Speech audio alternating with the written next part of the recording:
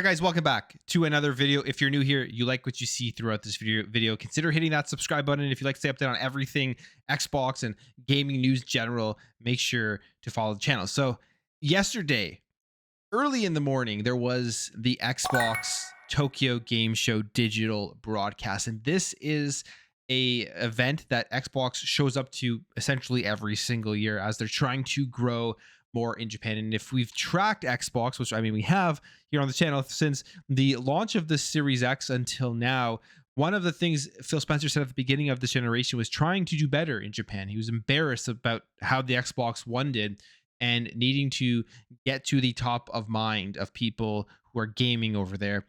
And they've done a decent job. I mean, they're still a minuscule in the region, but they've done a good job of getting content that will be enticing to players in Japan, as well as enticing to people all around the world. And this showcase really was no different. I thought it was actually a great showcase for the announcements that we got and for all of these stuff coming in to Xbox Game Pass. There's a handful of games here that we're all going to be able to play through the service, and it's pretty exciting. So let's just go over exactly what they announced. First of all, Hotel Barcelona.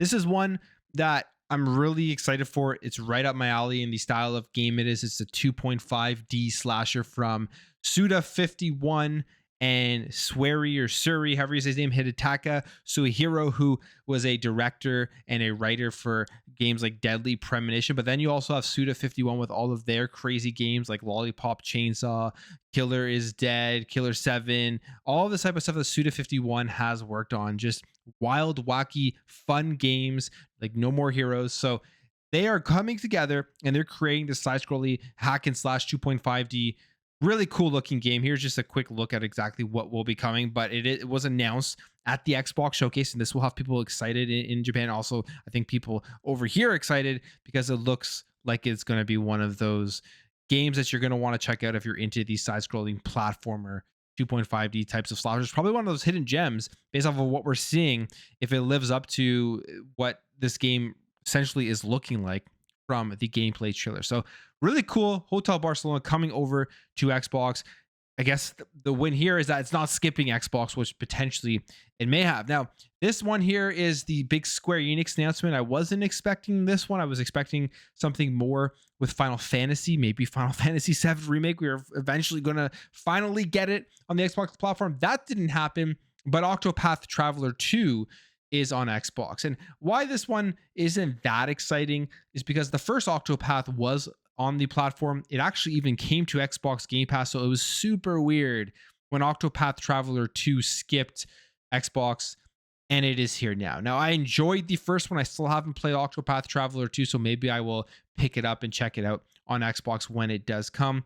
And it says here that it's going to be coming in early 2024, so no official date, but if you're an Octopath fan, you are going to be able to play it on the platform. They showed off Forza's Japan course, which this game is just around the corner. Very exciting for it. They showed off some more Fallout 76 with the new Atlantic City update. And I have to admit, as somebody who played a bit of Fallout 76, I've never really pulled me in, but this Atlantic City update kind of has me interested. And they say here that it's so big that they are releasing it in 2 releases. So the first release comes out December 5th, and will feature new locations, new factions, new missions, and new rewards. There's even a casino, they say. They're asking here, is it like New Vegas vibes? And then the second release will be coming out after that at some point. But they also say Steam players who already own the game can join the fun early with Atlantic City available on the public test server from October 3rd. So you can jump into it earlier than December 5th if you do own it on Steam. The Elder Scrolls Online is finally coming to Japan. We'll see how this takes off because obviously MMOs are huge there. You have Final Fantasy 14 coming over to the Xbox platform, and now Xbox is bringing their first-party MMO with the Elder Scrolls Online to the Japanese region, and that is coming on November 15th, 2023. Again, this is one of those games that I played some of it. I played a decent amount of it actually back on the Xbox One when they first released it, and it's in a far better state now. So I've always had that issue, potentially jump back in and see just how much it has grown. But now people in Japan are going to be able to play it. Next up, we have a huge surprise. I did not see this one coming, and that is Phoenix Wright Ace Attorney Trilogy is coming over to Game Pass. I just did not see this one being one of those announcements that would happen. You would have thought that maybe this is not something that would be big enough on the Xbox platform for them to want to do this, but this is a big game, especially in Japan, right? And this is just a cool game. If you've ever checked these games out, I've dabbled in them on the Nintendo DS, and they're just graphic novel storytelling in a courtroom, cool stories for sure. And they're bringing over that trilogy, the Ace Attorney trilogy, compiling the first three entries: Phoenix Wright, Ace Attorney, Justice for All, and Trials and Tribulations into one single package.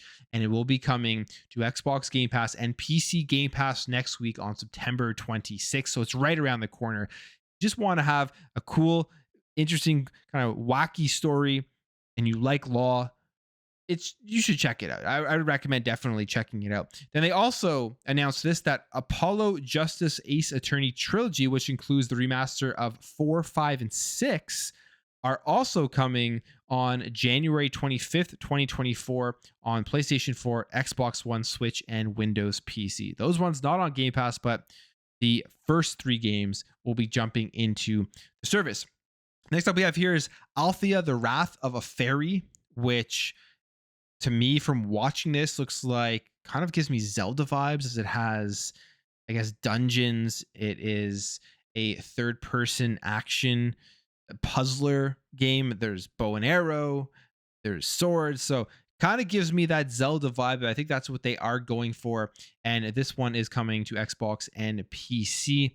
Then we have Ayuden Chronicles 100 Heroes, which is that spiritual successor to the Suikoden series, coming to Xbox Game Pass on April 24th, 2024. That's day one.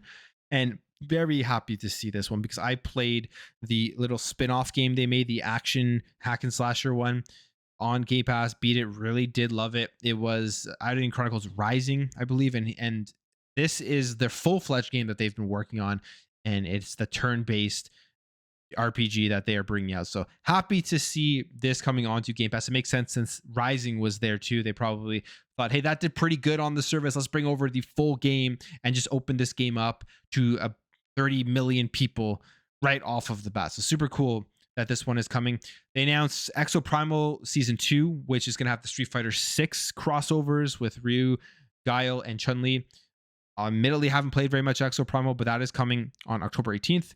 Then there is Infinity Strash. They showed off Dragon Quest: The Adventure of Dai, which this looks great. Now, this is just coming over to the platform. It's not Game Pass or anything, but this game looks actually great. It's a Dragon Quest game with really fun looking combat, as you can see it here up on the screen. Just all of the different stuff that is going on, all the different characters that you're going to be able to play as. So pretty excited for that one. And again, happy that it isn't skipping the Xbox platform. That is coming September 28th. So again, next week, like it's out very, very soon. Now here's where things got really interesting. They had 2 big Game Pass announcements on top of the ones that they already announced. Like a Dragon Gaiden, The Man Who Erased His Name is confirmed for Xbox Game Pass, and it is out on November 9th. So huge for that. And then there is also Like a Dragon Ishin, which came out earlier this year. It is also coming to Game Pass later in 2023. So 2 Like a Dragon games coming. Essentially, the entire Yakuza series of games you're going to be able to play on Xbox and on Xbox Game Pass, as they've all been there at some point. I don't know if they're all still there right now, but they've all been on that service. So this is just a great working relationship between Sega and Xbox and Microsoft, as all of these games are coming over. That's a huge release. I mean, you remember the first, when Xbox launched, there was Like a Dragon or Yakuza 7, whatever it was called, that dropped day one onto Xbox Game Pass, and that was a big launch then. And obviously they've done well with their games onto Game Pass, and they're bringing more of those into the service, which is definitely just a big win for Xbox and a big win for Xbox in Japan. Now, after that, there's a couple of smaller things here. Minako's Night Market, which is coming to Game Pass. You can take a look at it here. Kind of really not that interesting to me, but it's kind of like one of those adventure. You go through, you find stuff. I guess you're running a market, things like that. But anyways, it's coming over to Xbox Game Pass on day one, which comes out on October 26th. They say here as a day and date Game Pass title. You have My Lovely Empress. This is just coming out for Xbox. And again, this is, you take a look at it here, another one of these strategy style of games, RPG again, not really up my alley in terms of what it is. Pow World, Pokemon with guns, we now know again is coming to Game Pass, and that's coming in 2024. They have Party Animals and Ori. They had a crossover. I haven't played Party Animals yet. I've downloaded it. We'll be checking it out. But Ori is one of my favorite franchises. I absolutely love those games, and putting those two together, I will be definitely using whatever that crossover is with the skins and the characters and things like that. So that's pretty cool to see. And then they showed more of the huge Game Pass announcements they had at the Xbox showcase, which is Persona 3 Reload, Persona 5 Tactica, showed off some PUBG, and then they finally announced the Wo Long Fallen Dynasty DLC, which is due out September 27th. So I thought this was a great show. I think the Game Pass announcements were very good and exciting, and I will be checking out multiple of these Game Pass announcements. Like I'll be checking out Like a Dragon, Gaiden. I will be checking out Iodine Chronicles. I will be definitely checking out Hotel Barcelona, not on Game Pass, but I want to play that game for sure. And I will be checking out some of these Phoenix Wright games. So lots of stuff here I will be playing.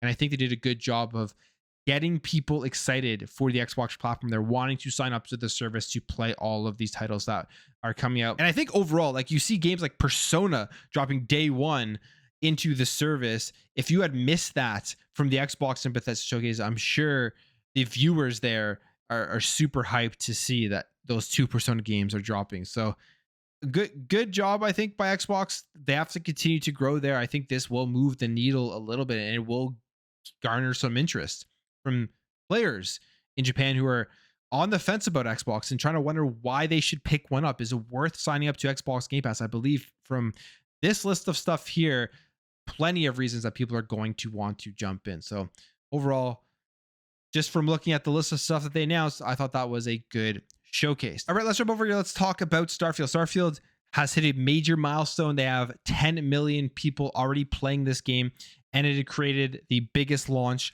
in Bethesda history. So awesome to see. I mean, it's well deserved. The game is phenomenal. If you haven't played it yet, go check it out. And what's interesting about Starfield, especially on the launch, is there was a lot of, I would say, controversy in terms of what was going on with the reviews. There was tons of great reviews. Overall, the sentiment towards the game is very positive, but there's definitely a lot of people trying to bring this game down, trying to make it worse than it is. We saw the IGN review, which a lot of people thought didn't make sense. And then we saw the whole political review from Jim Sterling, which actually gets posted as a part of the Metascore, which had a huge hit on the Metascore, bringing it down, I think, a whole point. Just an absurd review overall. But all of that just didn't matter. Starfield pushed through all that. It is a huge game, biggest launch in Xbox or Bethesda history. So it's been a very, very successful first party release from Xbox and a very successful new IP from Bethesda. And obviously they're going to continue to build it out with DLC and future games.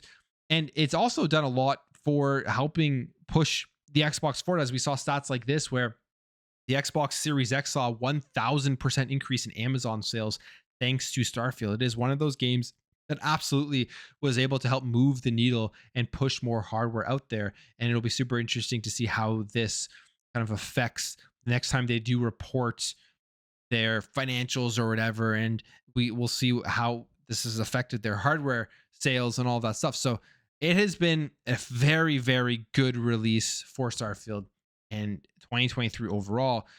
Forza Motorsport is coming up, and we'll see how that hits. And I feel like it's going to be another just massive first party Xbox game released, and it's going to top off a phenomenal year from the first party studios at Xbox. And quickly here, sticking on Forza Motorsport, if you haven't seen yet, the preload is ready and the size of the game is massive. So for the Xbox Series X, it's 132.1 gigabytes. For PC, it's 118.9 gigabytes. So Forza Motorsport and Starfield both installed onto the same SSD. You're going to be left with just a bit more room for other stuff that you want to put on there, as these two games, these two big first party games, are going to be taking up the majority of the memory. So huge games. And I mean, I'm guessing Forza Motorsport is as big as it is because of probably how good it is going to look with the high textures and the realism of it, the simulation feel. Just everything is going to have like nice ray tracing, depending obviously on which mode you use. As we do know, there are 3 graphics modes out there. I think I am going to be using the performance with ray tracing mode, even if that means it's not going to be always hitting these 60 frames per second, I'll definitely also want to just check out the 30 FPS mode with everything at its max with the ray tracing and just see how beautiful this game does look. So excited for Forza Motorsport. So many games to be playing right now, even with Liza P just dropping onto Game Pass. I'm playing Mortal Kombat 1, which is phenomenal. It is literally never ending when it comes to games. All right, let's end off talking about this because I think this is going to have a huge effect on the gaming industry. This can be a game changer at the end of the day, and that is Apple came out, they announced their iPhone 15, their iPhone 15 Pro. And one of the things that they did along with that announcement was essentially saying, hey, we're here to compete with consoles and console gaming and giving people huge AAA experiences. They announced a bunch of AAA games that are coming onto the platform itself that you're going to be able to download and play natively, like Assassin's Creed Mirage, which is a brand new game coming out in October. You have Resident Evil Village that they're showing off here in this video, and it's the full AAA versions of these games. And I'm skeptical. Like, I'll be honest, I am still kind of skeptical as to how good these games are going to look and play and feel on the iPhone compared to like the console experience. But we have this video here, and it's kind of crazy as on top of being able to play it on your phone, the USB-C is also able to act as a port for you to connect your phone to an external monitor and be able to play these games on a big screen TV. You can see the picture here. It says, holy smokes, for some reason, I didn't think about this when Apple mentioned the iPhone 15's external monitor support thanks to USB-C, but you can now play games at impressively high quality using an external monitor and game controller. Apple legit just made a gaming console. You can see the guy playing here. He has a controller in his hand, the PS5 DualSense, and he is playing Resident Evil. And here's the original tweet. YouTuber Vincent Zong plays Resident Evil on the iPhone 15 Pro using an external monitor. So this could be a game changer. This could be a direct competitor, PlayStation to Xbox, the Apple's major entry into gaming. If they are going to get AAA support, if they're going to get AA support, they're going to have a bunch of indie games that people are excited to play on the consoles. And people are just going to be able to play it on their iPhone and not have to go out and purchase another piece of hardware, especially here as you can see them connecting it up to their TV. Pretty crazy to see, but again, I am still somewhat skeptical as to how all this is going to work and how it's going to compare to the console versions of these games.